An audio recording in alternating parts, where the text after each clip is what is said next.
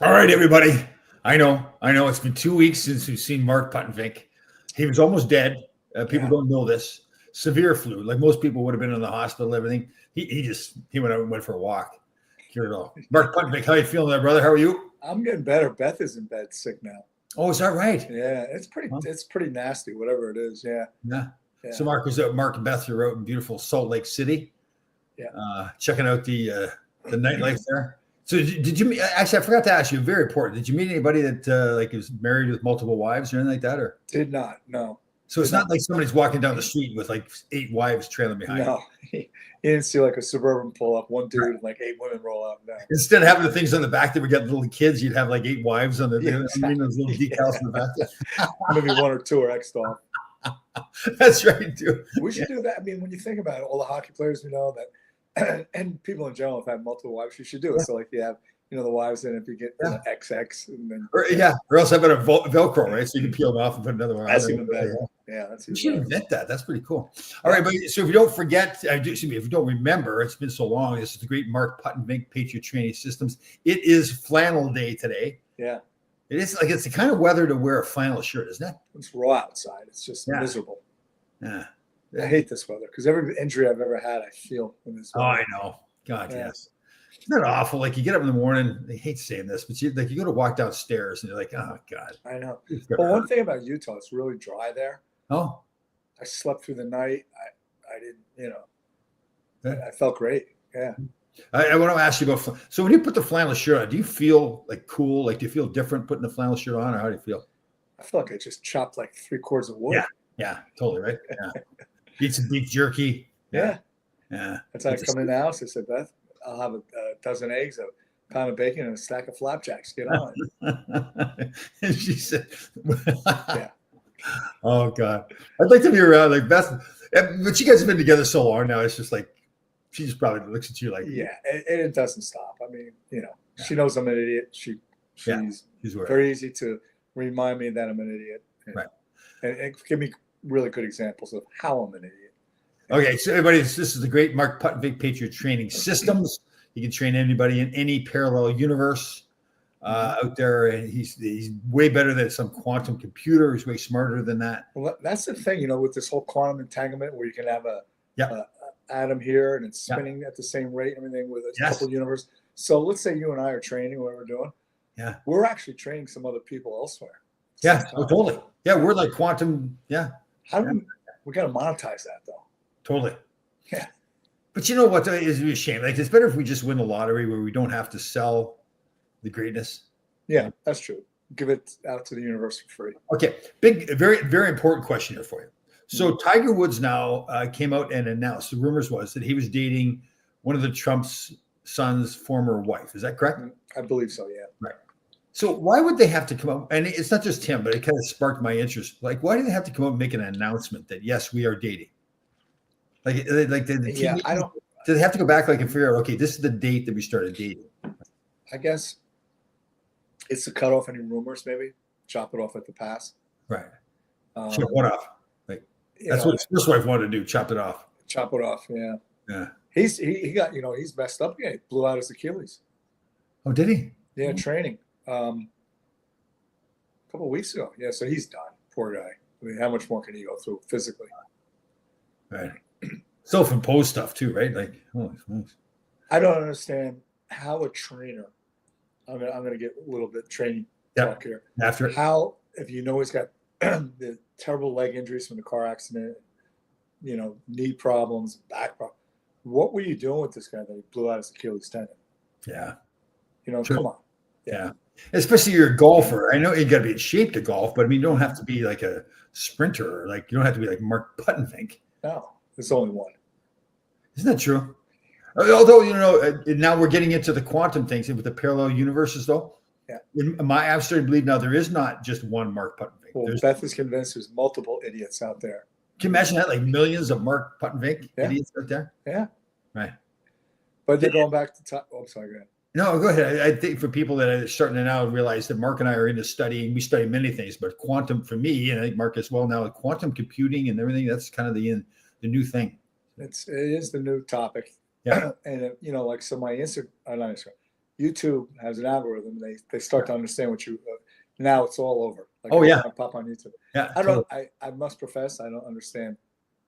I know it is like when you get into it, it's very fascinating. You think of all the potential for it, and everything, right? I may get the general idea, but I don't. Yeah, I know. I know. When they start talking about the qubits and everything. Yeah, I start thinking, gee, that could really go for a sandwich. Yeah, I know, kidding. What was it going to make me think about too? Was the computer? Oh, hold on, Danny Erickson's here. Hold on, drop everything. Hopefully, we may get Tracy said, do you think the Rangers cheapest? I swear to God, Danny, I swear to you, that was going to be one of my topics. And Mark and I discussed this already. Thank you. Yeah, I'm surprised it hasn't been a bigger thing. So everybody that knows, Sam Rosen, legendary broadcaster, fantastic human being, started in 1984 when I was still playing. Well, that's their official date they're using. So basically 40 years he's been with the Rangers. MSG's done NFL football, boxing, everything. Great guy, great professional. Had this great career. So they have this ceremony for him. And it's so unlike the Rangers because usually they're over the top with the classiness and everything. And it's not like it was not classy. But so here's a guy that's all he's done. They gave him a jersey so they can go get a jersey made. And it's signed by the current players, which is nice. But that's all they gave him a golden microphone. And even he says, okay, they want me to talk for 2.5 minutes about my 40-year career. Right.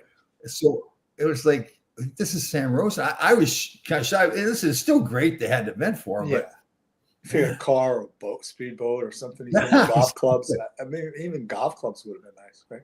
Well, and in fairness to the current players, and I was one at the time, they probably didn't realize what Sam has meant. They call like this what do they call this? The power play goal. And what was the one when they won the cup? This will last a lifetime and everything. So the current get all that. Yeah, but here's these guys making their cumulative, like for the year, their salaries are like $85, $90 million, and they signed this jersey. That's all they did. See, I don't blame it on the players. I blame it on management. Yeah. Right. Yeah. Cool. And it's so unlike them. It's so unlike them too. That's the thing that it's kind of weird. It's almost an insult. Yeah. Right. So who's going to be the next play-by-play guy? My guess is Kenny Albert, but I don't know for sure. Okay, that'd be a good call. Yeah, I don't think they've made. No, they haven't made an announcement like that, but yeah. And as you and I discussed, he did football really well. Yeah, and he had done boxing. He used to do the Golden Gloves in New York. I mean, he was a really good. He knows the fight game too. Yeah, he's good. Yeah, those guys that do multiple sports like that, like Kenny Albert's like that as well. Yeah. Funny stuff. I don't know what it is. I guess I kind of forgot that Dave Maloney, my old teammate and buddy. Dave Maloney and I have got to be better friends. It wasn't like we weren't friends before, but it's like we've kind of. I think like Dave's a very intelligent, thoughtful guy, reading and everything. And of course, I was the mudhead in the past, and now I'm doing all this more studying and everything. So Dave and I have hit it off. Like I told him I was studying quantum computing. He's like, oh. So I guess I've been listening to the radio more, listening to his play-by-play analysis. He's pretty funny. Like he's so Ranger. He's a Ranger too. It's like he's still playing. Yeah, he's good. Were you in LA when the Devils were in LA and had that brawl behind the net with Burke and Duguay, and then a bunch of guys jumped in there? No, I don't remember that. Yeah, I was watching it this morning. It just again popped up on my YouTube. Yeah, and it was like LA blew out the Devils like 7 or 8 to 3. Right. And I guess at the end right at the whistle, Burke got at it with Duguay behind the net. Oh. Sean Burke. And then Steve Rooney and Marty went. Oh. And you had to be. I would think you were there then. Yeah, it probably was. Yeah. If Duguay was there, I probably was there. So, yeah. Wow. It is funny. I'll tell you, when I watch some of these old games, I can't remember like the stuff that happened. It was like, man, that really. You played a whole bunch of games, so you can't remember every one. But it was interesting because, again, it was old school. It was the way things were back then. Because Marty tried to go. Well, Rooney and Marty wanted to go, and then DiPuzzo kind of pulled Marty off. And Marty was not happy with DiPuzzo early in the game, like in the second period or something. Yeah. He was not happy. Like, I tell you, Marty lost his mind too. He lost it. Oh God, yeah. The great Kenny Albert is a real pro, but I wish he could loosen up a little and chuckle a little bit. He is very serious. I do notice what's funny, because he's so prepared and so professional and knows everything.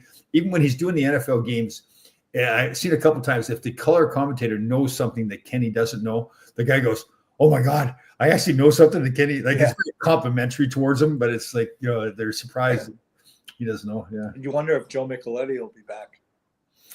Yeah, you wonder, I guess, who else would they have, right? You do see and Boyle starting to make his way in there a little bit more. Ryan and who's Boyle. The former captain to Ryan Callahan? Callahan, he's doing more stuff on TNT. Yeah, and he's pretty good. Yeah, he's good. Yeah, the problem is, when you get guys like and Joe's good, but he had John Davis for so long too. He's great. He's the best. Yeah, he's the best. It's good to see him back. You know what? And I'm glad we brought him up. I should really compliment him because, listen, he was a longtime Ranger as a player, then as a broadcaster. But things did not end well when he came back as president, got released by the Rangers. But you know what, though? He was still totally class. Obviously coming back, he came back for Sam. But the way he conducted himself, there was no... A classy guy for sure. Yeah, he is. Yeah. He's very aware. Yeah, Wayne Gretzky is like this too. Like very aware of... and I mean this in a good way too, of himself and how he's perceived, and how he conducts himself. So yeah, actually, I gave him a call today. Congrats on that. So do you remember Brent Myers? He played for Tampa. He was a tough guy. So he's got a podcast, and I know Brent pretty well. Yeah. In fact, I got a call years ago from George Chuvalo. Remember George Chuvalo, the Canadian heavyweight champ? Yeah. He was looking. He was saying, "Hey, Mark, can you find me a tough NHL guy that's retired but would want to turn pro boxing?" So the first kid I called was Brent. He was telling a story. I guess he gets drafted by Tampa, and the first round pick was Roman Hamrlik. Yes, right? I remember that. And they're in camp, and the puck rims around, and Brand was fourth liner, third liner at best. But he goes to retrieve the puck, and Hamrlik just two hands him, like across the ankles hard. And Brand just instinctively just dummied him, with an uppercut. And after the scrimmage, Phil wants to see it. Esposito. He's saying, "Oh, here we go. I'm gone." Yeah. And basically, Phil said, "Keep doing what you're doing." Oh. He says, "What are you going to do next time he does that to you?" Yeah. And Brant, being an honest kid, says, "I'm probably going to do the same thing." He goes, "That's the answer I was looking for." That is Phil. Yeah. That's Phil. He was funny. Phil's like in his 80s too. Like he was like 82 years old. I know, right? And he's still relevant. Yeah. And he's still got that same fire to him too. You listen to him on the radio. Mm-hmm. Yeah, he's funny. How was your weekend? Would you do anything exciting this weekend? I was on the couch. Oh, that's good. Nothing wrong with that. Nothing wrong with the time like that. Yeah. Yeah. Kind of, that disturbing news we had last week. Well, I don't know how well you knew Thomas Kluchek. I knew him pretty well because he was. You know what? I don't think I ever met him, but remember him. Yeah. He was one of those kids that he was a beast. First of all, Ray Ferraro, playing LA, he got Ray, and Ray wouldn't even come down his side of the ice anymore that night. I mean, and it was clean. It was clean, open ice hit, but he was a big kid. He could skate, and he was just a happy-go-lucky kind of kid. And I do remember. Kind of pisses me off when I think about it. Remember Tchaikovsky? We were playing the Islanders in Set the Garden. Yep, and I guess Kluch got Yashin with a pretty good hit. Clean, ran him pretty hard. And a couple shifts later, they get Kluch in a corner, and Tchaikovsky grabs his arms and allows Yashin, who, by the way, I trained, softer than baby poo. Oh, yeah. Blast Kluchek with the right hand and crushes Orbital. And I was like, that is one of the most gutless things I've ever seen in my life. Especially those two guys, too. Perimeter player at best. Yeah. I do remember Tchaikovsky had some hot wife or something like that, some Czech model or something. Oh, the Czechs always did, yeah. I know, right? Well, I was in Prague, and it's not hard to find a hot wife over there. Yeah. Hard to find one that isn't, actually. I know, right? Especially just the hockey player. Like that's the thing, like the green room. It's been called different things in the past, but it's where the wives all meet after the game. The guys go up and meet the wives. It was always a fashion show. Like you can tell too, like the women realize, like if they were any more than a size 1, I mean, that you're gone. Right? You got to wear the tight clothes. That's so brutal when you really think about it. Yeah, like who the hell are we? Yeah. I know, especially because as hockey players be laughing at each other. Like if they only knew what a bunch of goofballs we really were. Like it wouldn't. What somebody said something. Was it Gretzky said something to somebody about like in the shower? He looked at the dude and said, something. Does your wife like throw up when you're something? I forget what it was. It was pretty bad. Yeah. What's the great saying too? The guy outkicked his coverage on that one. Like yeah exactly. Yeah, overachiever. Yeah. It is so funny, especially guys that have been through it. Like now they're retired and have gone through divorce or whatever, and they're looking at the guy and going, "She's not staying around once she retired." No, and it does happen. I won't name a player, Czech player, but as soon as he wasn't playing anymore, his Victoria's Secret wife went. Oh yeah, totally. They're gone.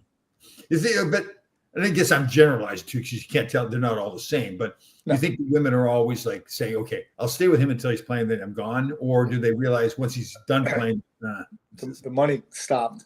Yeah. Now I can't with the black card go do what I want to do. Yeah. Yeah. Yeah. He's home all the time now instead of being on the road. I don't realize this guy's an asshole. I won't even remotely tell the name or team or like that, but the story goes from reliable sources, I believe, that this one woman was married or was dating a guy who wanted to get married, a player. Mm-hmm. And she said to her friend, another female friend, well, his penis is too small, but I'll just wrap $50 bills around it and it'll be better. Yeah, that's small, but his paycheck is huge. Yeah, it does solve a lot of issues at the time. Let me see. Okay, here we go. I was scouting for Leila Fountain Bay, working at a local. Perfect. That's what we need right there. Nice, quiet. Hey, Sophie, what is happening? Is it Sophie or Zoe? It's probably FedEx. She's got a thing against FedEx and UPX. Oh, Amazon, she's cool with. He's protecting you. She's protecting you. 40 pounds. It's awful. Sophie or Zoe? What am I thinking? Sophie. Yeah. Sophie. I got a neighbor who walks his dog. That's Zoe. Then okay.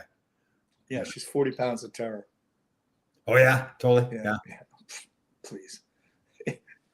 All you need to disarm her is a little peanut butter or something, and she's good. Yeah.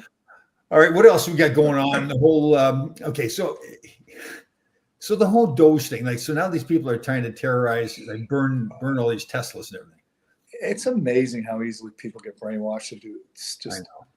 It's scary. We hear all these stories about like George Soros hiring these people to go do stuff like that. Do you believe that's some of the stuff? Oh, in some part, yeah, of course it is.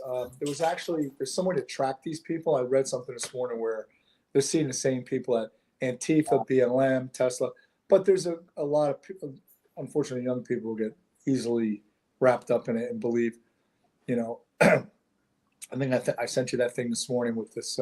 She looked like a nurse, right? I guess she's in the medical industry. And among other things, she was going on about how, like, I forget which health care thing we support with tax dollars, 2.6 trillion went overseas to people that aren't even Americans. Okay, let's not try to hide this. There was something about this woman that was just totally hot. Like, she wasn't like this supermodel. I don't know what it was. Like, just the way Scrubs. It's a Scrubs thing. Yeah, there you go. Yeah. Scrubs. How about female police officers too? They're kind of hot, aren't they? Cuff me. I did it. I killed Lincoln. Oh God. What else is going on in the news? It's just all right. So what did we see? Oh, okay. It was the Post was the only place I saw that covered it. The woman, the CIA that was investigating all the CIA stuff, was found dead in her apartment. 43 years old. So it's, I don't know. Yeah, and again, I like his on the door later, but it's either Russia or CIA. Right. And nobody's covering it. You don't see it on the news. But again, she's just randomly, and it's terrible. I think we should, her family and everything, obviously, it's hard. But it's. And that's why I sent you a Wikipedia on a woman by the name of Mary Pinchot Meyer. Yeah. Her husband was her ex-husband. She got divorced, and this during the Kennedy assassination, was a CIA operative, pretty high up, I think. And she had, we all know Jack Kennedy had multiple affairs, but she was more to him, besides being a beautiful woman, he had it went deeper. She was really bright, and she really knew like world affairs. And after the Kennedy assassination, she was taking a stroll through the park and took one to the back of the head. Right. And would it be something? I know we talked about this before. If we could find out all the truth, that'd be. You don't want to know. So what? So the JFK, those documents all came. Did you read through all that stuff? No, I did not. No. Right. It doesn't seem like there's some new news or anything like that. I didn't expect there to be any. Right. I mean, given the fact that it's been how many years, whatever really happened, they destroyed all that evidence and and remember there was all paper documents back then. We didn't have electronic stuff that doesn't go away, right. So they did a good job of covering up. But it's clear, I think most people would agree that it wasn't fun bullet. He may have been shooting, but it wasn't him. And knowing what I know now a little bit about that type of thing, they usually triangulate, so that somebody's going to hit him. Right. And the grassy knoll, right? And so it's just right. Well, there's a couple of things. Oh, okay. There's a lot of people. So now they brought the people, the 2 astronauts back from outer space. And of course, if you watch ABC while it's happening, they don't even mention SpaceX. Like they don't. So it's Elon Musk and his group, SpaceX, brought them back. Now, there's some people that went online don't believe they broke down the video and everything. They don't believe it's true. It did look like AI. I got to tell you. Look, it's almost too clear, right? Yeah. Well, okay. So now the ship that came to get them, at first they said it was going to take 30 minutes for it to get there. It took about 5 minutes. Okay. They miscalculated. But so why wasn't it closer to where the spaceship crashed down? Especially knowing that the drone that was taking all the pictures was right there. Right there. Yeah. So it knew where it was coming down. So I was, messing around on YouTube doing our quantum mechanic and all this other crap. Right. And Richard Feynman, I read his book years ago. He was a physicist who won a Nobel Prize when it actually meant something. Right. Now it's a political gift. In 1963 for physics. And he said, I don't want questions that can't be answered. No, I want questions. I say no. I don't want questions. I want questions that can't be. It's not that I don't want questions that can't be answered. I don't want answers that can't be questioned. Yeah. Yeah. Yeah. We got to say hello to this one guy first, and I want to talk about the Van Allen belt, okay, and the moon landing. Okay, hold on. Our boy Ted Curtin here. Yeah. It is flannel day. Sorry, Ted. We'll let you know next time when it's flannel day. Although, from what I understand, your wife working construction, she's probably wearing the flannel more than you are. But that's and a hard hat. Yeah, there's nothing wrong with that. No, but she's awesome. Right. Okay. So we're talking about landings and the travel to space and all that kind of stuff. So one of the things, and actually Joe Rogan talks about this a lot. Now, so the whole moon landing, there's some, I really debate whether it actually happened. And one of the things, so now one of the arguments that people say is, my son says this to me too, my youngest son, Cody. He says, if they had a conspiracy, that means you have to have all these like hundreds of people that would go along with the conspiracy. And I'm thinking to myself, okay, it's a valid argument, but there's money, there's threats, there's assassinations. So I could see where people would think, okay, so let's say there's 100 people that were involved that know all the details of the moon landing. Let's start with that. And so that you go to them all and say, if you say anything, you guys are your families are all going to be dead. Everything. So they knock off a couple of people to scare them to death. They say, listen, I'm not going to say a word. I'm going to keep my mouth shut. Like, to me, that's a plausible theory. Don't you think? Yeah. And there's another possibility that they all knew going in, this was a psyop. Yes. And this was to convince the Soviet Union that we did it, because strategically it's a huge accomplishment for us to be able to do that. And that scared the living bejesus out of the Soviet Union. Right. So if everybody's on board knowing, hey, listen, we're going to make this look like legit, but so we all know this is a psyop to convince the Soviet Union that we did do this. And I mean, so that's a possibility too. There are so many. Well, I see what you mean there. So you don't have to threaten them. You're saying Correct. this is we're telling you, we're not really doing it. We're setting this up. Okay, gotcha. And there's so many things now that we look at. First of all, why have we not been back? Right. You would think after the first one would be, okay, now we're there. Now we set up some kind of place for them to stay up there for a period of time, length of time. And then it's like, didn't they destroy all the documentation about how it was constructed and everything too? That I don't know. No, nothing like that. But so. And where do they find a dune buggy? Like, if you look at the size of the craft that they landed on, where was the dune buggy that they're driving? Where'd they keep that thing? Yeah. And then Joe Rogan brought this up, and I'm sure it's not just him. So there's the Van Allen belt, radiation belt. So up, I guess like approximately 350 miles up surrounding Earth is this radiation belt that you could cross through it, but you'd have to have like really super technology to protect you, right? I don't know if we had it at that time. I don't know if we have it now. Right. And they say like back then we didn't even really have the technology that's in a cell phone right now. Like, oh, please. Everything was slide rules. Yeah. What'd you use your slide rule for? Clean the shit off the stall. It was like the shovel or something. I didn't pick my teeth with it. Slide rule. I didn't. Man, I laugh. I know we talk about this too. I laugh. I had a full scholarship to Northern Michigan University. So again, not the Harvard of the Midwest or like that, but still good school. Yeah, good school. Good. And didn't even buy a book, I don't think, for 4 years. And now I find myself studying quantum computing on my own. Well, that's funny you mention that, because I don't know if I mentioned this. So like 7th and 8th grade, I was selected to go to a summer school for the bright kids. Are you being like you're saying that you failed class and had to go? No. You didn't have to go. It was an opportunity. It was just math and science. I'm kidding. Yeah. No, that's all right. And then sophomore year, I failed geometry and biology. My parents were like, "What happened?"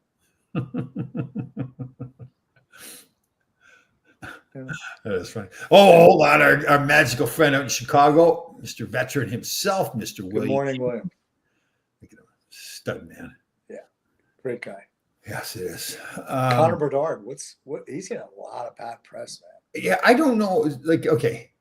So to me, he's 19 now? He's a kid, yeah. Yeah. So he's a 19-year-old acting like a 19-year-old, right? Right. But didn't they learn, like, maybe talk about this too. So you look at up in Edmonton there, what's his name? McDavid. So they bring him in first overall pick, the franchise player, but then they surround him with nothing. No veteran leadership. And even the poor coach there in Chicago now, he's a young guy just getting started. He's trying to build a career. He's not a veteran guy that's established himself.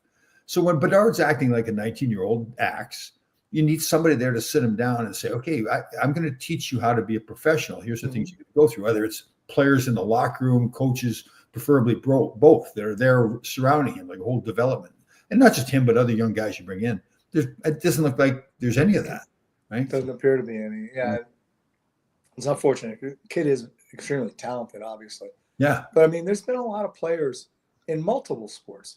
I mean, even if you go back to, I'm going to show my age now, Terry Bradshaw. Yeah. When he first started in Pittsburgh, they're like, this guy can't add 1 + 1. Yeah. He's an idiot. Yeah. And they were real quick to give up on him. And then, how many Super Bowls did he win? I've talked about Nathan McKinnon all the time. The first 4 years of his career. Well, even Jack Eichel. Right? Yeah. Totally. Buffalo couldn't get it done. Now he's getting it done. Okay, here's our girl. Yeah. Wonder Woman. What is this? I keep forgetting. Is it Wonder Woman we call her? What do we call her? Yes. Yes, Wonder Woman. Just point the rest in this. Yes, I saw that last night. The two goalies were going to go at it, and they separated them. Yeah, that's always fun. All right. I think so we had a kid in Albany, Corey Schwab. And the Devils called him up. And there was a Swede playing for the Islanders. Seems like an investment company or something like that, doesn't right? it? Yeah. Schwab, yeah. And I think he played for a while in the NHL, but the Devils called him up. The Islanders had a Swedish kid, I forget his name, Aaron something.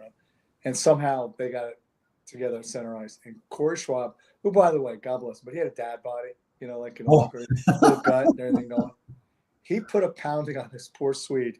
He just fed him. Oh my gosh. Oh. Yeah. It's always fun when goaltenders fight. Oh, it is, yeah. There's some that are pretty tough, yeah. Billy Smith and Lanny McDonald. Yeah, that was a good one. Oh, I saw that video recently, and Billy Smith even pushed somebody else out of the way. No, I got this. I think he pushed Bobby Nystrom away. That's funny. I remember. Yeah. I forgot all about that. And I guess he still had the real hair back then because the wig didn't come off or anything like that. So exactly. Yeah. Patrick Waugh, he could fight. Yep. Who's the guy? He passed away in a swimming accident. The goalie. Grant Fuhr. No, Grant Fuhr's still alive, isn't he? Not Grant Fuhr. Yeah, younger guy. He played. Yeah. Hextall was had tough. Mike Tyson on his helmet. Yeah, he's a tough kid. Funny. Yeah. Good goaltender. How about the Patrick Waugh, Mike Vernon, Patrick Waugh, Chris Osgood? Good Osgood, yeah. And then were you there when maybe not because he was a little bit younger than you? The French kid took on the whole bench. Oh yeah, Daniel, French kid. Susan will get it. Wonder Woman will get it. Yeah, Susan, please. Who was he was a tough kid too. Yeah, we should just have her on. I know. Like, yeah. He talked. He was that. He talked, could fight. He talked, could fight. I know he didn't mean that. He. I'm sorry. You meant Hextall could fight. Yes. Oh, Hextall. Oh yeah. Oh yeah. Yeah. He wasn't. He loved it too. Yeah. He looked for it too. Yeah. Was he related to Brian and Dennis Hextall? Yep. I think they were his uncles, I believe. Yes. Yeah. Is he a Western kid? Yes, I think so. Yep. Yeah, definitely. Felix Potvin, that's what I was thinking about too. Felix Potvin, William, thank you. Because Felix Potvin and Hextall went at it. Remember, Hextall skated the length of the ice and made these birds. Yeah. I think that one of the more famous was when DiPietro got just jacked. Oh, it was a guy from Pittsburgh. Yeah, from Pittsburgh. Something about DiPietro. I don't know. I met him at a charity game a couple times, but man, he needs the jaw broken again. Yeah. Dan Cloutier was the player. Thanks. That's it. Yep. Dan Cloutier. Yeah, he was tough. I never forget the Rangers. Dan Cloutier as the entire. Yep. That's what I was struggling with. Thanks. Pounded that. It was a Solo. Was that what his kid's name was? Salo. Yeah. How about so the Rangers have had a couple of games lately where they've had a hard time. They had one shot against on Saturday, one shot on net on the first period. And then apparently I left. I went down to the Sam Rosa ceremony, left and came home and watched the last game. But apparently it wasn't until Igor Shesterkin came out of the net and grabbed somebody and started throwing around that everybody started getting into it finally. Even then, there just seems to be such a lack of focus and urgency. Is that? I mean, Lavia, a guy. I mean, I don't know the man. Yeah. He just stands there. I don't get it. Like, there's got to be something. I don't recall. Now, maybe I'm old school or whatever, but I don't recall ever seeing any team that I played on or even just watched have some nights like the game they went into Columbus area a couple of weeks ago and played fantastic. Mm-hmm. And then some of the games they've had at home where it's just you're wondering what's going on. And they're talented. They showed that they can do it. I don't think they're bad kids or anything like that. For whatever reason, it's something is desperately missing in that room. Yeah. And we thought Miller was going to be maybe the guy that. Yeah, and again, people, and this is I saw a great video and somebody put together all the numbers, and it kind of pertained to Steven Stamkos, who they let go in Tampa, and they did all a study on guys that were kind of like goal scorers, not just like a defensive like me or something, but particularly goal scorers are counting on production. And the guys, once they started getting to that 32, 33-year-old range, just dropped off. There's the outliers like Ovechkin is still doing it. Mm-hmm. But for the most part, like probably 95% of the guys, once they got to that age, and it was interesting because a lot of teams felt like, okay, we need to give them a big contract now for what they've done, but then you're not going to get the same player out of them. And, Miller's at that age now. JT Miller's at 32 now. So, so to ask him to be that, and again, it's so I've noticed in multiple sports. So if we look at football, Belichick, he knew when to get guys out and bring somebody in. I mean, how many wide receivers did he go through, and how many defensive backs? And even I'll tell you, Lou, right? Going back to Billy Graham, whatever, he got rid of Billy, brought in Jason Arnott, right? And that's the tough job of a general manager to that's why people are so hard on Tampa for letting go Stamkos. Mm-hmm. They did treat him terrible. Well, they really didn't treat him terrible. I mean, it's a business. Yeah, he just like the thing is what they get in trouble doing. Now, Kenny Holland, who ran Detroit for many years, when Mr. Ilitch was still alive, the owner of the team was a fantastic owner. They wanted to continue the streak of making the playoffs every year. They went for like 25 years making the playoffs. And he knew what he was doing, but he was doing really the wrong thing for the future development. But he wanted the team to still make the playoffs because of Mr. Ilitch. And he talked about how they would do things for the short term, but were smart. And that's what Tampa did so well with Stamkos. And that's where, and again, you look at the flip side of that now with Nashville bringing in a guy like Stamkos and other guys that are older last summer. And now they're one of the worst teams in the league right now. So and it makes me wonder, and I would like Susan's input on it as it pertains to Rangers in particular. You look at the Jets. They brought in Brett Favre. They brought in Aaron Rodgers. Yeah. I think they knew that these guys weren't the answer, but they sell a lot of shirts. Yeah. Yeah. And the Rangers, I mean, it's just, Rick Nash, Patrick Kane. Well, you were back with Glenn Sather when he brought in, and Glenn Sather was a fantastic general manager and president, but bringing in like the Theron Fleury's and those guys at the end of their career with that stretch there. Yeah. Hold on. I have a news flash here. I was in New York last weekend. I had a pizza, and it was what is so. Let me get this straight. William Haynes comes into New York. Our calls, really, no notification whatsoever. That is disappointing. We've got to really get to the bottom. So what's he saying, that it still doesn't match up to Chicago pizza? Yeah, Chicago is better. He's saying. Well, look, it's what you grow up on. Yeah, sure. But what do you? Well, I mean, I grew up breastfeeding my mother. Doesn't mean I'm going to go around breastfeeding all the time, right? You do try though, I see. Maybe that's part of the problem. I'm looking for somebody to breastfeed. Yeah. To nurture you. Oh God. Oh, let me see. Danny Erickson's got a little carve here. The alumni squad knew when to send late last week. Yeah. Okay. Thanks, Danny. Really appreciate it. Everybody's got their last thing. It's just like Danny sometimes, like, I wonder, like, with the issues with Danny, like sometimes he's very informative, polite, cordial, and then other times just rip into me, right? You know what it is? You know who he's talking to. Tracy. Yeah. Totally. Yeah. I will say this though. She gave you props yesterday. What? At the Garden, like, on Facebook, you can say, I'm here with Tom Laidlaw. I didn't see that. Yeah. I had to notify her. I thought she sent a notice. I said, I'm here. And she said, I know. But then, she didn't say, I'm at the Garden. Let's meet up. Yeah, on her Facebook feed. Yeah, go take a look at it. Yeah. What do you think? Like she was trying to send me like a passive aggressive message? And to let you know, eyes are on. She's watching you every move. But no effort to meet face to face. I've never met the person. No, because that would blow her cover. She wants to see how you interact. Oh. Yeah. Oh, I see. I get it. Yeah. Huh. It's an eye in the sky. I see. Yeah. Well, that's right. Okay, because she said, I know immediately when I've said it there. So she was, oh, man. Yeah. I feel like Jason Bourne now, when he was in the city and they were like watching him. Exactly. Stuff like that. Yeah. Let me see here. Susan, what does she have to say here? And Asher's tweet. Yes, he was. Yeah.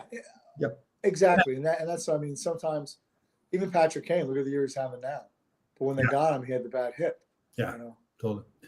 And how about poor Heedle? I guess he got another concussion again in Vancouver. It was just a matter of time. It was a dirty hit too. Yeah. But he didn't even get penalized too. I was surprised because I saw it was hit from behind. Yeah. The league is so weird with what they call and what they don't call. I know. It's just, the good thing, it seems like they've let up on Rempe now. That they must have got the message. Hey, listen, let the kid play for God's sake. Don't worry about what he's done in the past.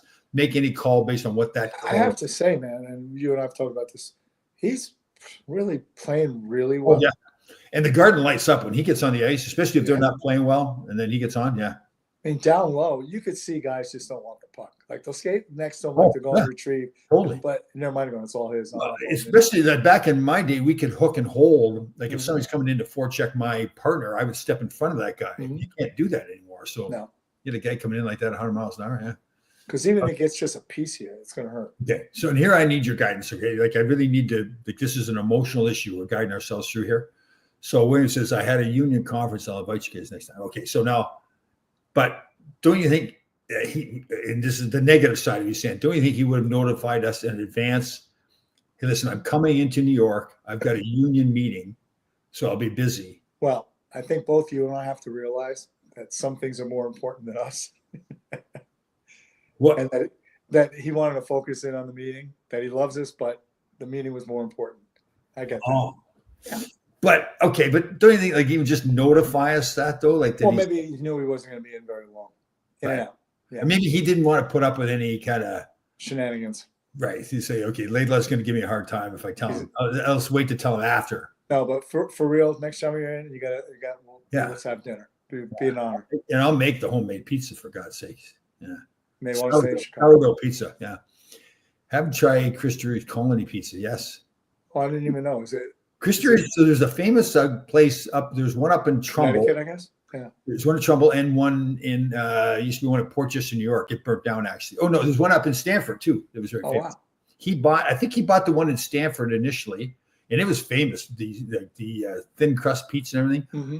It was like Sunday night. I don't know what it was. Sunday night was a big thing there.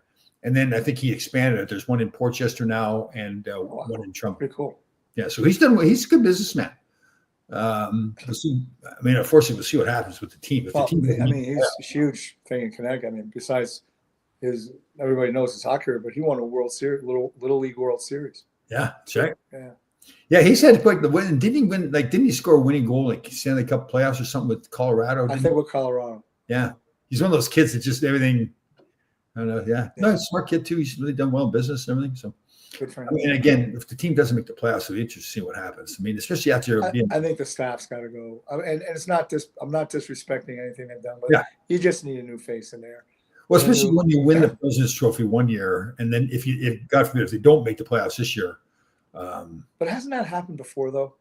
Yep, definitely. Yep. I mean, how many? And the other thing, how many head coaches have win the Coach of the Year award next year? They get gassed. Oh, totally. Yeah. Yeah. I mean, well, so didn't Gallant win it one year too? And then I know. Boy, the Tampa did. Or was it San Jose? Who he went to go on the bus and he said, "No, you got Florida. I can't even take the bus back to the hotel." No, Florida. Right, it was Florida. He was coaching, right? Yeah, in Florida. And he's right in all the media. The media was taking pictures of him getting in a cab. It's like, I mean, that's harsh. Yeah, that's terrible. If you got to fire somebody, do it more respectful. Yeah. There's something I was going to talk about. Do you remember Phil Russell? Oh yeah, tough guy. Yeah. So in New Jersey, they played Buffalo. They were in Buffalo, and he comes running into the rink because he was late. I guess he had fun that night. And then he starts going on. I go, "Where are you going?" He's Buffalo. I said, "You guys played last night." He goes, "No, I just got traded." Oh. So he goes right to Murph's. There's a bar right by the rink, practicing.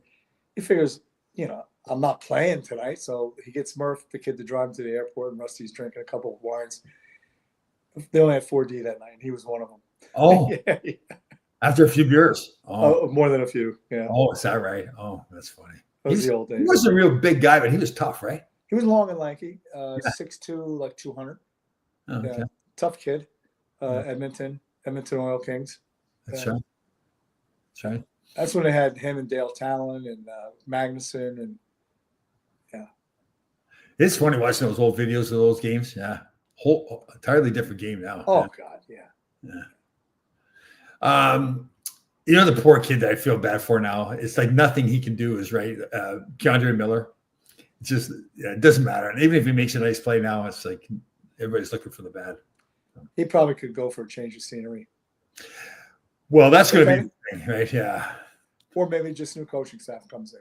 You never know. I mean, So, Amy, you would think, okay, so if let's say they don't make the playoffs. Does everybody get fired? Coaching staff? I don't know. I'm saying GM, everybody. Do they give it everybody? How long's Drury been there? 2-3 years? Yeah. More. Right. When JD and those guys got fired, he went in. Was that 2-3 years ago? Yeah, probably 3 years. I don't know if you gas a GM. I mean, I hate that. I just think Laviolette, they need it. Yeah. It's just they're without even saying it's his fault. It's not his fault, but it's the play. Ultimately, it comes down to what the players do on the ice. But I just don't see passion out of the guy. Well, yeah, I know. And even the one it made him look bad. I was listening to Kenny Albert and Dave Maloney on the radio. There was one point I think in the second period where I think Cooley was on the line with Schneider or with Zibanejad and Kreider. Cooley it was in the penalty box. They called his line to go out there. And the coach is like, they didn't realize he was in the penalty box. And Zibanejad Cooley was in the penalty box. So Zibanejad had to point to them, listen, he's in the penalty box. You need to put somebody else on. That was, it didn't draw a lot of attention, but Kenny Albert brought it up actually pretty strongly. He brought it up too. How many coaches and GMs is this team going to go through? How many systems do you want? Lafreniere, Cooley, Schneider, et cetera, teams, Susan, you are totally correct. And I think we're both saying, I think you are too, Susan, that it's really not even Lavoulette's fault. I don't think it was Galant's fault before. No. It's when they don't get success, or even sometimes they change coaches. And the thing with the NHL is you can change coaches, and like Laviolette has won a Stanley Cup. Mm-hmm. Has got fired 3 or 4 times since he's won a Stanley Cup. It still continues to get jobs. It seems to be it's a place where coaches get too much credit when they win, and they get too much blame when they lose. Well, and it's the old age adage: you can't fire 23 players; you can fire the coach. Yeah, totally. And you know what, too? And I hear you, Susan, when you talk about systems of playing. I think that hockey, even more so than others, you need to have we're doing a 2-man forecheck, 1-man forecheck, all that kind of stuff, but still hockey's hockey. Mm-hmm. Like to me, the interesting thing I watch more now, and it's not just the Rangers, it's most teams, but the successful teams seem to do it less. The defensive zone coverage is just non-existent. Yeah. I don't know if it's they don't listen or are not getting coached. That's the problem. So for me, when you see a guy set up behind, let's say somebody's behind Shesterkin's net, an opposing player, he's got the puck. Yes, one player needs to be aware of him because he can't score from there, but you need to be aware of him if he comes out, if he's trying to make pass. The rest of the guys have to turn and pick people up in front of the net. They can't all be, there's been a few times with the Rangers, you've seen like 4 players, maybe 5, all staring behind the net at the guy. That's I was really super, super fortunate during the lockout up in Albany to be on the ice with Larry Robinson, which is like a gift from heaven, right? Yeah. And there was a few things he said, and it stuck with me. You should, if you're a D-man, your feet are always out toward the blue line. Your head's on a swivel. You want to see what's going on, look over your shoulder. There's no reason to be facing the glass. And the other thing is, and you see this a lot now, never leave your feet. Because all you're doing is opening up holes, I know. I've heard that before about Larry too. EJ Raddick talks about that a lot because he took, and I'm the same way. I just love Larry and totally I disagree with him a little bit. I think there are some times where, again, you have to play for a while. You have to understand, okay, who am I on the ice against? Who am I on the ice with? What's the situation? Like sometimes I have to go down because if I don't go down, guy gets a shot on net, he's got a really good chance to score. Mm-hmm. But the downside of that is you better make sure that you don't slide and take yourself out of the play, right? So I hear what Larry's saying. Ideally, you don't want to go down, but there's.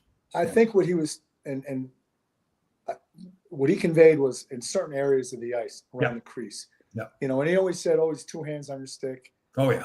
And you see like Keandre Miller is a one-handed player. A lot of guys are one-handed players now, but also he said it's so simple, but it makes perfect sense. 2 hands on your stick, pointed at the puck. Yeah. Yeah. And even like the front of the net is a huge. So now it's, when I played again, you could cross check the guy, punch him off, kind of stuff. Now you can't do that, but you can still. It's all about boxing out. Like, don't let him get to where he wants to get to, and then even if he's there, to get into a big pushing match in front of your own goaltender, where shots kind of. So the goaltender is trying to. First of all, he's trying to see where the puck is. Right. So at least you do is get there and tie up the kid's stick. Like that's all. Like hook around his stick. You're not going to get a penalty. You try to eliminate having 2 guys in front of the goaltender as opposed to 1. Mm-hmm. And I think it's a culture thing, Tom, also. Yeah. So you were coached a particular way, like Larry's way of coaching. Yep. And you had Rick Hay, is that who it was? Yep, my junior coach, yep. Yeah, so you had really great good memory by you there. Good memory. Wow. You've had really good structural coaching, right? Yep. Now, because the game's changed, remove the red line, so it's everybody's a rock star. And who do the coaches gravitate to? Do they gravitate toward the kid who scores maybe less than 10 points a year on the blue line, or the kid that scores 40 goals? Yeah, and that's the point. So like Foxy, for example, with the Rangers, is a great example of that. He has some deficiencies in his own end, but he's so good once he gets the puck. Right. To get the puck out of his zone and now do things offensively, that you say, I want him out on the ice because the game's changed. He's not Tom Laidlaw. He's not going to go punch somebody in the back of the head in front of the net. And again, even we were both talking about Quinn Hughes and his phenomenal skating ability, and it's tremendous. But if you put the red line back in, oh yeah, totally. Oh, what I didn't, after watching games now, watching old games, what a difference that one rule change. Huge. Yeah. And that was really a reaction to the European players. Yeah. To let them showcase their skill sets. Yeah, definitely. Yeah, it really did. Like it makes the game much more like especially for the casual fan, makes it much more interesting because instead of having to stop the offside passes or the play slow down because the guy knows, okay, I can't go past the red line. I have to come back to the red line to get the pass. Now it speeds up the game so much more now. Yeah. It's almost a mathematical equation. If you think of when you had a red line and if the puck came out, you're in the offensive zone and you have to start back checking, you're going to skate hard through the red line. Yeah. Now you see your guy retreat, you stop at the far blue line. Totally. For that long gap pass. Totally. What have you ever looked into driving an electric car? Probably not the best idea right now. Oh yeah, but there's lots of electric, not just Teslas. So that's the electric. Yeah, first of all, they're really expensive. Yeah. I don't buy into the whole thing to begin with, and the cost, like those batteries. If that battery goes, like $30,000 to replace. Yeah, well, and that's the thing too. Like you talk about the climate and everything that they're supposed to be great, but the flip side is when they have to. I know this. You get the batteries, the cobalt mining, and the people that are mining for the cobalt, young kids and these. That, in addition to if you're really concerned about the climate, then my question is, what do you do with all those batteries that go bad? Yeah, we're going to put, and let's be honest here, a battery doesn't just charge itself from ether, right? It comes from a power plant, a coal burning power plant, or a hydro plant, or whatever. So here's the thing with a lot of these electric vehicles, not just Tesla, but they put this big moonroof on that's not retractable. So the theory is they're doing that because they know they could put solar panels on the roof to generate energy, but they don't want to because that'd be a lack. Now they would lose the source of revenue from the charging stations. Yeah, could be. It's always about money. We know that. Totally. But I thought about it because I was looking at these like even pickup trucks that get like GMC's got them and everything. They've all got these big moon roofs. It's like, yeah, because then they don't have to. Again, too, like, so they're limited. I mean, because you can only go so far before the charge dies, right? So that's a problem. And somebody can say, well, you can run out of gas. True, I get that. Yeah, but there's more gas stations. More gas stations. And it kind of reminds me of, you never see, like, ancient drawings on a wall of broccoli. It's always they're hunting an animal. Well, say that again one more time. There's never a dry, so they're hunting an animal. Yeah. Right. And for those that don't believe in that we're carnivore. Okay. Gotcha. Okay. I like it. Okay.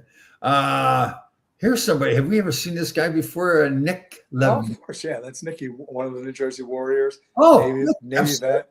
Outstanding father. Does a great job with his son. Awesome dude.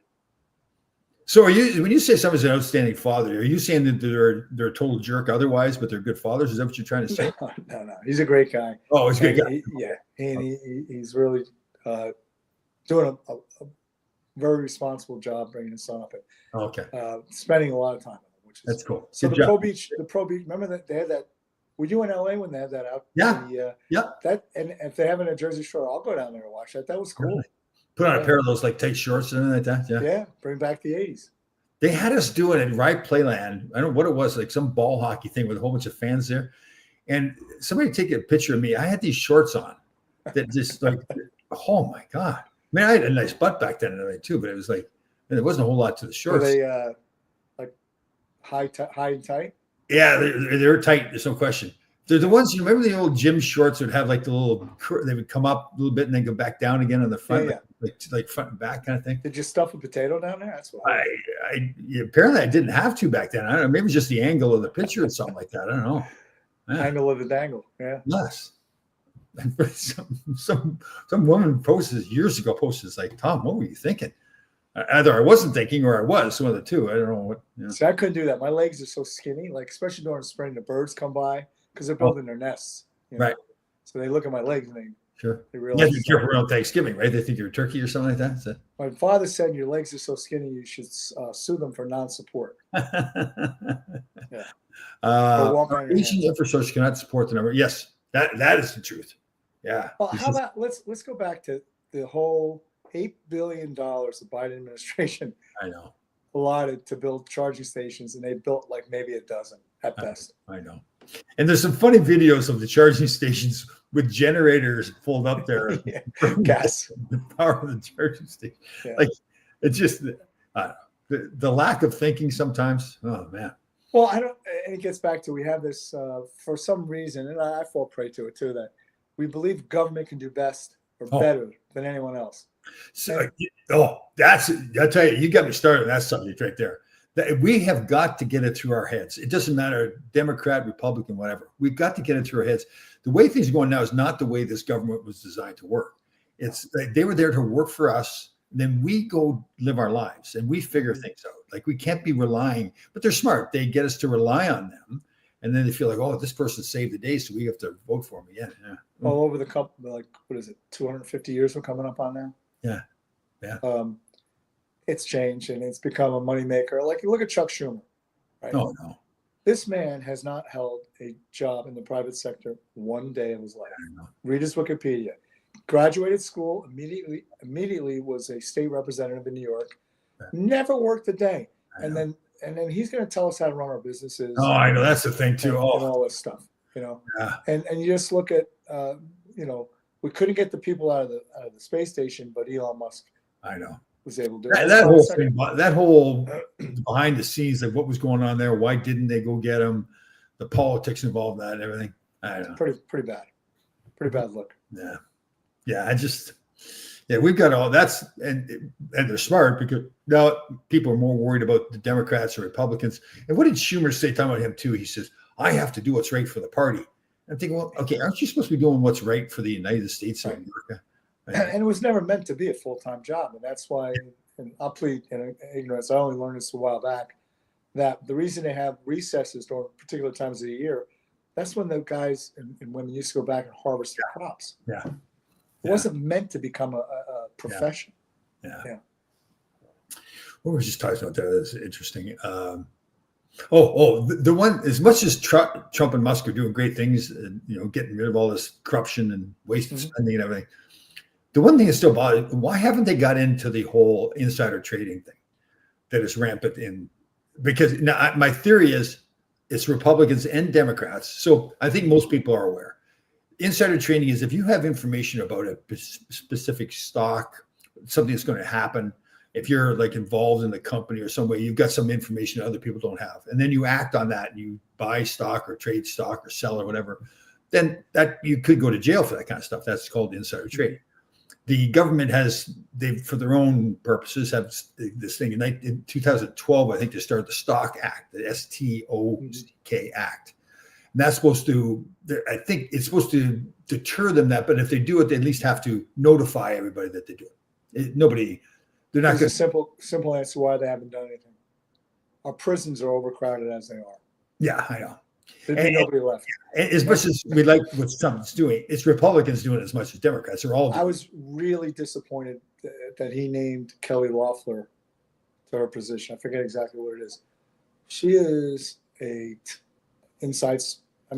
Google. Her name is Kelly Loeffler, Loeffler. What's your position? She's in his administration. I don't know if it's Treasury or where she is, but I was kind of disappointed he named her because she's made a lot of money on the insider trading. Right. Yeah. And that's the thing. He's not going, if he started really clamping down on that, there'd be 3 people left. All his support that he has with the Republicans in the House and the Senate would be gone. And then he couldn't pass all the stuff that he. Yeah. It's pretty vile. Yeah. And that's interesting too. For like all these courts, these lower level judges are making these decisions to stop him from doing. It's pretty interesting how, I guess technically he's supposed to follow the law and what these judges say, but they're clearly doing it for political reasons to stop him from doing what he wants to do too. Well, and then you hear Schumer, I guess yesterday, talking about, he was questioning about the Democrat Party being disarray. He's like, we got to unite to resist Trump. I mean, he's supposed to work with the guy. He's our president. I know. I mean, this thought process. Yeah, but it's not bad. Yeah, it's not good. It gets worse and worse. It's not going to change. Yeah. Let's hear batteries burn at supernova temps. Hold on. Supernova temps. Not good in an accident. Okay. So when I'd like to hear Brian say that, like personally, supernova temps. That's one of those things that, like when you say certain things, it's like I have this vision of you wearing lingerie or something like that. It's a bad vision. Not good in an accident. Yeah, if you just look at even the cars that are burning, look how easy. I mean, those things, boom, and you can see it starts at the bottom of the batteries, right, Brian? I mean, Susan's good. This is. I'm glad you brought this up, Susan. A terrible story. Yeah. And it sounds like the way they, and he's very private, supposedly. So again, this is former Yankee, as Susan's talking about here. Brett Gardner was kind of like that heart and soul kind of guy, real energy guy. Apparently, when he's been really private with his family, and I guess they were off on vacation, and the way he made it sound like there's a whole bunch of people got sick in his family. The whole family. Yeah, and ultimately the 14-year-old son lost. Yeah. When I first heard the story, I said, "Oh boy, I hope he didn't do something he wasn't supposed to be doing." Yeah. Because that's unfortunately the world we live in now. It's our first go-to. But it's something, and I'd be interested to see where they were vacationing. Yeah. And if it was intentional or whatever. I don't know. That's bad. Poor family too. The young girl was down in the Dominican Republic, and she's disappeared. And they had she was drunk. It's like very quickly the family just kind of said, "Okay, that's it. She's gone." There was a reason for that. I forget. It was a good reason. I forget exactly. They're a Muslim family. I think maybe some religious reasons or something. Probably wanted to. Right. But to just give up because they didn't find a body. To just give up, you kind of think, well, I mean, maybe something else happened, right? Maybe she didn't drown. There's a possibility. Yeah, I was in the DR. I took Beth there for her birthday, probably 6-7 years ago. Right. And we stayed at a nice resort there. And then, like 2 weeks after we came home, it was like 2 or 3 murders down there. But you know what it is? Like, don't be an idiot. Like one of the couples that both were murdered, they rented a car from the airport to the resort. Right. And they said, well, the reason we did this is because we want to take the scenic route back. You're in Dominican Republic. Yeah. They'll kill you for a cup of Starbucks now. I know. And that's what happened to them. I have heard that when you're at the resort, it's fantastic, but that even there, you got to be careful. Like there was one guy, his wife was murdered. She went out at 10 p.m. on the resort. They found her. I don't know if she was raped or not, but she was dead. And it's like, what are you thinking? You let your wife? I wouldn't let my wife. I'm not married, but I wouldn't let Beth go to the store at 10 o'clock here. Yeah, I know. Yeah, I know. You know? And what are you guys doing in New Jersey with all the roads too? It's like you're tunneling under. Are you tunneling under the road? Christie, we got to get him off the road. Or he's going underneath, like eating his way through there. So what is they're saying? It's all these old mines, right?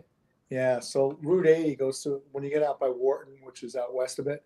Yeah, a lot of mines, and a lot of it was built on sand too. And a lot of theories that the mob and everything had all these tunnels and all this kind of stuff for running drugs and money and all. Well, it could have been back to the bootlegger days, maybe. Yeah. But are you doing it noon? You're doing your work. Yeah. So you're gonna be cut off. Okay. All right. So it's 11:59 now. I hate when we don't get to properly say goodbye. Yeah. The whole rest of my day is shot. So, all right. So everybody, we're gonna say goodbye to the great Mark Puttenvink here. You know what? Maybe we'll start going earlier so we don't get cut off. I'm fine with that. Yeah, I'm good with that. Good. Okay. It's good to see you again. Just brother. And so people know, like he was. I hate to say it like this, but Mark was close to death. I mean, most people would have been closer to death. They would have been on the deathbed, like would have been intravenous in their arm or whatever. Mark was more like, some push-ups, man. Yeah, let's go chop some wood. Yeah. Shirt on. My flannel shirt on. Yeah. All right, buddy. Great to see everybody again. Have a fantastic week. All right, brother. Talk to you. Be well, everybody.